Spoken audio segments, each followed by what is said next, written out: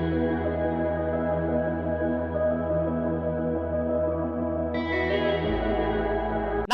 పార్వతీపతే హర హర మహాదేవ్.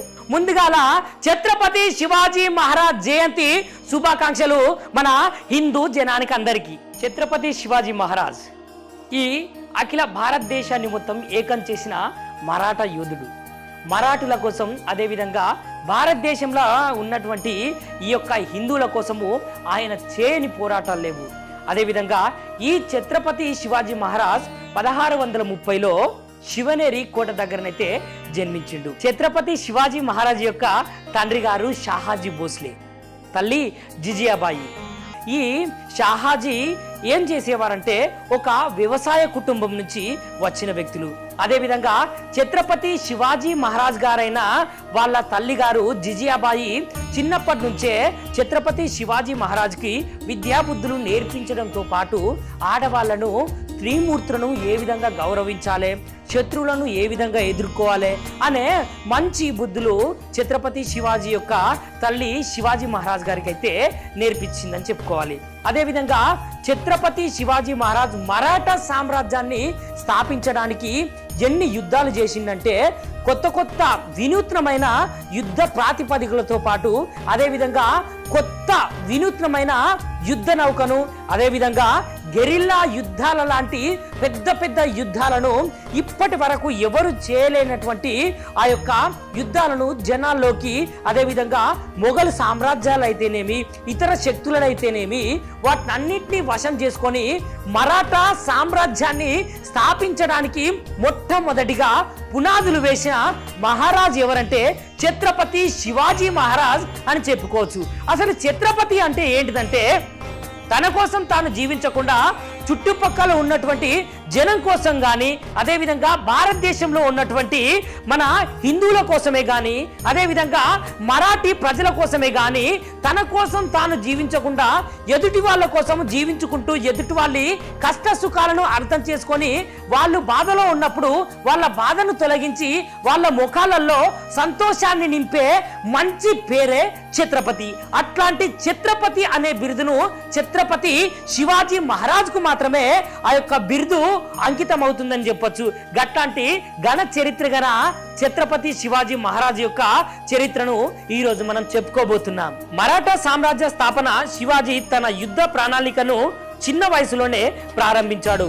1645లో తోరణా కోటను ఆక్రమించడం ద్వారా తన స్వతంత్ర సామ్రాజ్యాన్ని స్థాపనకైతే బాట వేసిండు ఛత్రపతి శివాజీ మహారాజ్. అదేవిధంగా తదుపరి సంవత్సరంలో ఆయన ఆదిల్ హాసి సుల్తాన్ నుండి అనేక కోటలను స్వాధీనం చేసుకున్నాడు. గెరిల్లా యుద్ధం లాంటి ఎన్నో గొప్ప యుద్ధాలను, గెరిల్లా యుద్ధతంత్రం, నిఘా వ్యవస్థ మరియు పర్వత కోటల వినియోగం ద్వారా శివాజీ శక్తివంతమైన నాయకుడిగా ఎదిగాడు. అదేవిధంగా మొఘల్ సామ్రాజ్యంతో సంఘర్షణ, మొఘల్ చక్రవర్తి ఔరంగజేబు శివాజీని తన శత్రువుగా భావించాడు. 1663లో మొఘల్ సేనాధిపతి షాహస్తా ఖాన్సే మీద శివాజీ ఆకస్మిక దాడి చేసి అతడిని పరాజయం చేశాడు. అదేవిధంగా 1666లో శివాజీని ఔరంగజేబు ఆగ్రాకు ఆహ్వానించి కారాగారంలో నిర్బంధించాడు. అయితే శివాజీ తన తెలివితేటలతోటి, వేషధారణతోటి వేషం మార్చుకొని ఖైదీలో నుంచి పరారైపోయి మరోసారి తన శక్తిని చాటుకున్నాడు. పట్టాభిషేకం పరిపాలన శివాజీకి 1674లో శివాజీ రాయ్గఢ్ కోటలో ఛత్రపతిగా అధికారికంగా పట్టాభిషేకం పొందాడు. ఆయన ఛత్రపతి శివాజీ మహారాజ్ 1680లో రాయ్గఢ్ కోటలో మరణించారు. ఛత్రపతి శివాజీ మహారాజ్ యొక్క అంత్యక్రియలు ఘనంగా నిర్వహించారు అక్కడ ఉన్నటువంటి జనం.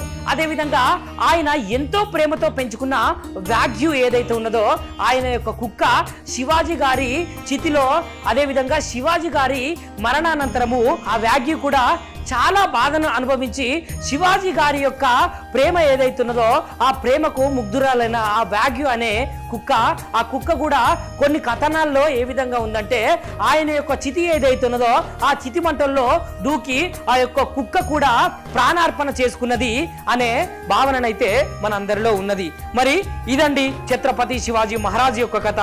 ఎంతమంది మొఘలులు వచ్చినా, ఎంతమంది మొఘలులు దండయాత్ర చేసినా కూడా ఆయనకు ఇష్టదైవమైన అమ్మవారి గుడులను ఎంతగానో దండయాత్రలకు చేసి ఆ గుడులను కూల్చివేసినా కూడా ఛత్రపతి శివాజీ మహారాజ్ ఏ విధంగానైతే వాళ్ళు చేసినటువంటి యుద్ధాలకు, వాళ్ళు వేసినటువంటి ఎత్తులకు పై ఎత్తులు వేసుకుంటా యుద్ధంలో కొత్త కొత్త నైపుణ్య విధానాలను అవలంబించి ఆ యొక్క శత్రు సైన్యాన్ని పరాజయం చేయట్లో ఈ శివాజీ మహారాజు దిట్టగా ఉండి మన భారతదేశంలో ఉన్నటువంటి హిందువులను, అదేవిధంగా మరాఠీలను, మరాఠీ సామ్రాజ్యాన్ని ఏ విధంగా ఏర్పరిచి గొప్ప మహనీయునిగా చరిత్రలో మంచి పేరును సంపాదించుకున్న వ్యక్తి ఛత్రపతి శివాజీ మహారాజ్. ఎందుకంటే ఛత్రపతి శివాజీ మహారాజ్ పేరు విన్న మన హిందువుల ప్రతి ఒక్క రోమాలు నిక్కపొడిచే విధంగా ఆయన యొక్క చరిత్ర చాలా గణనీయమైనది. తప్పకుండా ఆయన యొక్క చరిత్రను మరొకసారి చదువుకోవాలి. Share చేయరి, like చేయరి, subscribe చేయరి,